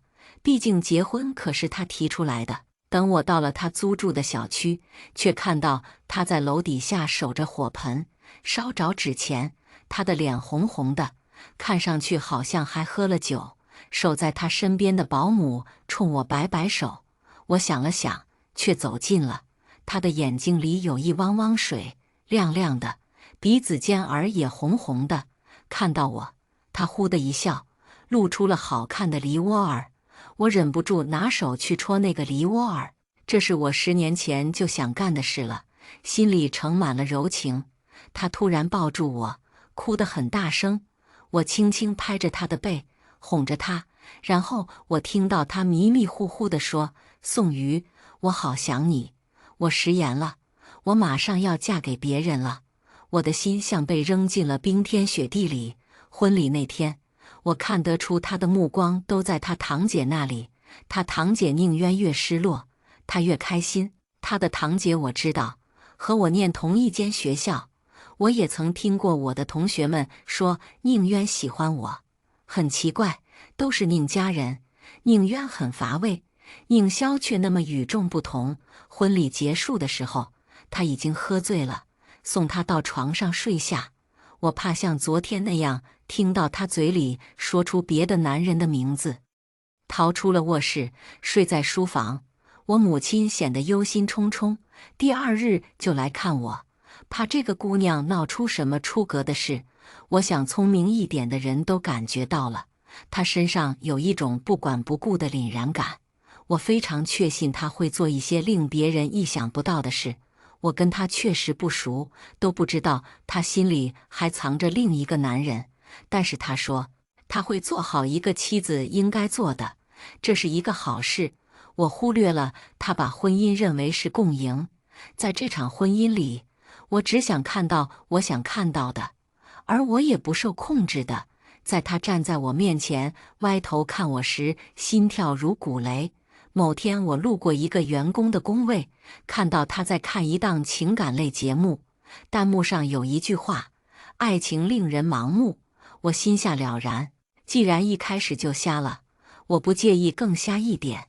我忽略了他在 C 国房子的院子里种的瓜果蔬菜，也忽略了他在1年里的某些日子里明显的情绪低落。我甚至假装没看过他在书房里藏着的那本笔记本，里面记载着长大后他们可以去旅行，可以找一个地方修一栋房子，围一个园子种月季、种菜，过田园牧歌般的生活。他比我早认识他，但最后陪在他身边的人是我。有时候在夜里醒来，我看着他的睡颜，总会在心里为自己打气，总有一天，这个人心里会有我的。我不知道他跟宁渊发生过什么冲突，但宁渊在的时候，他显然更愿意表演和我亲热，表演多了，也会成真吧？我想，所以宁渊去 C 国出差，特意找上我，说想跟我去看他时，我没做过多的考虑就同意了。我愿意他跟我多亲密一点，哪怕是演的也好。那天他下楼时看到我和宁渊坐在一起吃饭，眼睛里盛满了怒意。我愿意相信他在生气，而生气是因为吃醋，甚至前一天晚上不让我碰他都是因为吃醋。但我不喜欢他为了气宁渊说出的那些话。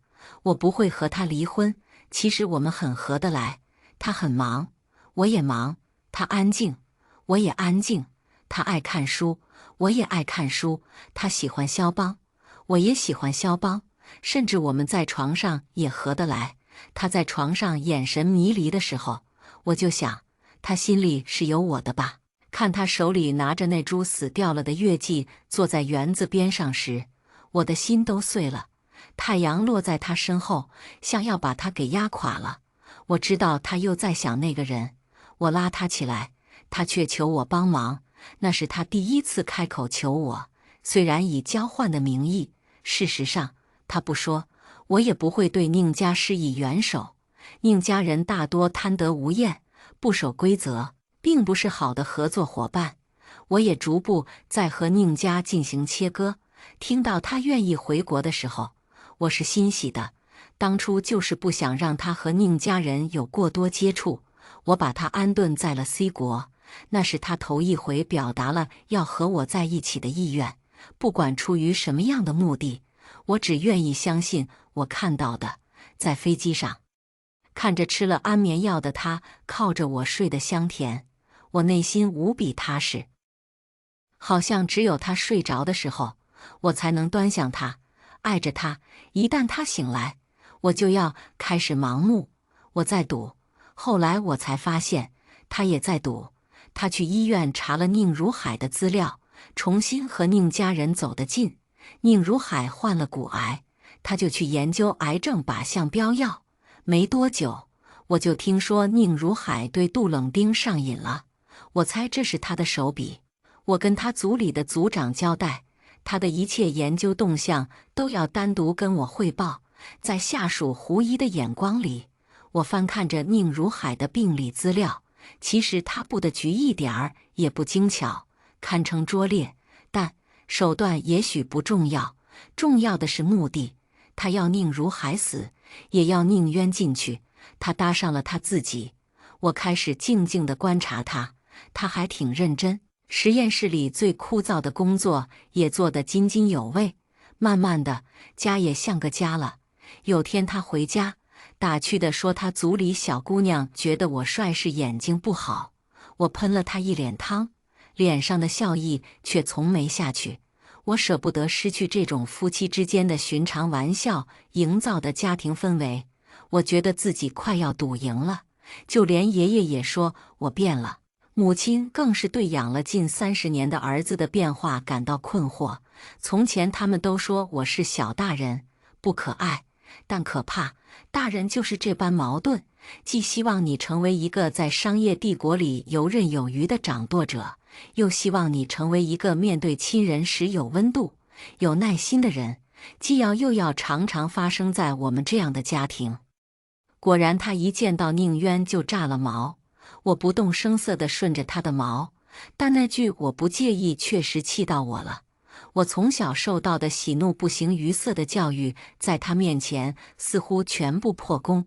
从15岁时起，我就没办法在他面前做到平静，更没办法因为他的那句不介意而不生气。不介意比宁渊口中的为了白月光的妈妈而研究靶向标药物更让我生气。我做不到平静，手里死死地捏着他的手腕。他很聪明，被我拉到办公室后迅速就理出了头绪，比宁渊聪明得多。但他提出的解决办法竟然是和跟我离婚，让我去找我的白月光。我他妈哪有什么白月光？这世界上不就只有他有白月光？我觉得他没有心，尽管非常生气。听组里的人说他下午没有去上班，急匆匆地跟组长说了一声就走了。我还是忍不住担心他。听到他电话里的哭声，我就是做不到不去管他。医院里那么多人，他哭得堂而皇之，他哭得睡着在我怀里的时候，我却感到非常满足。认命吧，叶逢和，我对自己这么说。你承认你这辈子就是被宁霄套牢了。活人是争不过死人的，但即使我输了，宁霄也在我身边。我偷偷查了那个叫宋瑜的人，知道他15岁的时候就去世了。我抱着哭累了的女人，就这么睁着眼到了天明。后来我才知道他那日哭的原因，他那个什么白月光宋瑜的妈妈因为癌症住在医院，医生说不能手术，现有的药都产生了耐药性，只能等宁霄组里的药出来。在组会上，他和组长吵了一架。我很少看到他那么着急，竟然不顾科学伦理的要求。但我看得出，他有着深深的自责。他将那位老人看作是自己的母亲，他是一个没有母亲的人。这么想着，我心里好受了很多。况且，他终于依靠我了。他说：“你还挺暖的。”我为我以前对你的错误认知向你道歉。他终于看到了一点点我，那些不甘心和彻夜难眠，都因为这一句话抚平了。我刻意等他出门的时候也出门，为了能多一点和他在工作和床上以外的相处时间，他去照顾那位老人。我在附近办事，出于一种好奇的心理，我也想见见那位老人。老人很和蔼，跟我说他多么多么好，我多么多么有福气。我知道的，我知道好运一向眷顾着我。那天他在副驾驶上盯着我看了很久，跟我说了一点有关宋瑜的过去。他终于又看到了更多一点点的我。更重要的是，他心里的那扇门终于为我打开了一点点。就在我沉浸在这种幸福中时，他在加紧步伐行动。他终究是没有放弃自己的赌局。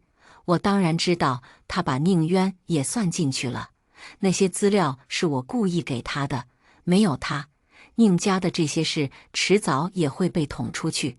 我抽掉了宁如海签字的笔，我几乎是怒极，拉着他到车里，戳破他，却看到了他的不管不顾。他甚至都想好了要辞职、离婚、发表声明和股价影响，但他唯独没有想到我。我不允许他搭上自己，我不想让他离开。我几乎是质问，我在你心里有没有一点分量？但他在噩梦里喊着我的名字。原本那天我失望了，我在想就这样吧，我认输，人不可能一直赢。噩梦醒后，他在我怀里颤抖着，摸着我的脸，手确认我是不是还在。那时我就在想，我在他心里的分量比他认为的可能要多一点。聪明人大多看不懂自己的心，我们都在装，他在装他不在意自己的心，我在装自己不理解他。总有一点点好事发生，那款药对那位老人的病情可能很有利。我知道那天他又去了那位老人家里，那天天气很好，他沿着那条漂亮的路走着，踩着掉下来的银杏树叶子。他和那条路在我眼里是一幅画。很快，他发现了我在后面跟着。其实我是担心他。远远地看着他时，我感到了一种后怕。我好像差一点就失去他了。失而复得的感情是世界上浓度最高的感情。我有一种强烈的想要拥有他的欲望。我发狠地吻下去，像是惩罚，也是庆幸。他抱住了我，轻轻的，我将其视为一种回应。我想我做好了接受他全部过去的准备。我试探性地问了他，他告诉了我那个他称之为小傻子的男孩的全部过去。原来如此。我不愿意看见他流泪，但他总是在我面前流泪。开心的时候大笑，难过的时候就大哭，不要忍着，才能抵消委屈。他有好多好多委屈，那些眼泪，咸咸的。宁如海去世那天，我默契的不去提参加葬礼的话题，但为了面子上过得去，我还是送上了花圈。新锐集团不是我一个人的，而我拥有这么多，实际上什么都没有，我只有他。像此刻，我听着他那边的笑闹声，问他那边在聊什么，他说在聊我，作为他丈夫的我。于是我逗着他喊了几句老公。车里音响播放的肖邦的夜曲平和宁静。世界上美好的感情大抵都是如此，宁静的，深邃的。而我从未如此深爱过一个人，这个人识破了我，侵入了我，改变了我，爱上了我。今天的故事到这里就结束了。过去终将会过去，但故事已然成故事。您的点赞和订阅就是我更新的动力，期待您给出任何建议。我们下个故事不见不散。